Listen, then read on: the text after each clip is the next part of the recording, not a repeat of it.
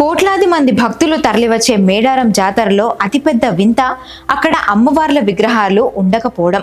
గుడి గోపురం విగ్రహం ఏవీ లేని ఈ మహా జాతరలో కేవలం ఒక కుంకుమ భరణినే సాక్షాత్తు సమ్మక్క తల్లిగా భావించి పూజిస్తుంటారు. అసలు ఆ కుంకుమ భరణి వెనుక ఉన్న అంతు చిక్కని కథేంటి ఈ వీడియోలో తెలుసుకుందాం. వందల ఏళ్ల క్రితం కాకతీయ సైన్యంతో జరిగిన యుద్ధంలో సమ్మక్క వీరోచితంగా పోరాడింది. శత్రువులు వెన్నుపోటు పొడవడంతో తీవ్రంగా గాయపడిన సమ్మక్క రక్తమోడుతున్న శరీరంతోనే చిలకలగుట్ట వైపు వెళ్ళిందట.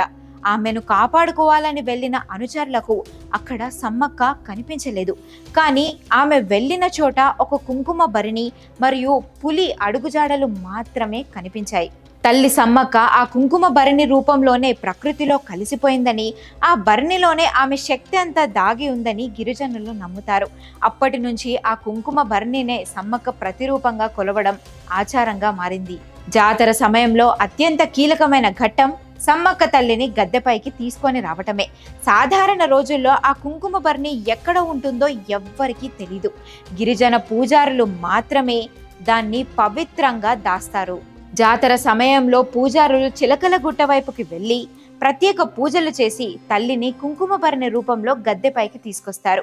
తల్లి గద్దెపైకి వచ్చేటప్పుడు జిల్లా కలెక్టర్, ఎస్పీ వంటి ఉన్నతాధికారులు సైతం గాల్లోకి కాల్పులు జరిపి ప్రభుత్వ లాంఛనాలతో స్వాగతం పలకడం ఇక్కడి ప్రత్యేకత. సమ్మక్క గద్దెపై ఉన్న ఆ కుంకుమ భరణికు పూజలు చేస్తే కోరిన కోరికలు తీరుతాయని భక్తుల విశ్వాసం. జాతర ముగిశాక మళ్ళీ ఆ కుంకుమ భరణిని పూజారులందరూ కలిసి అంతే రహస్యంగా భద్రపరుస్తారు.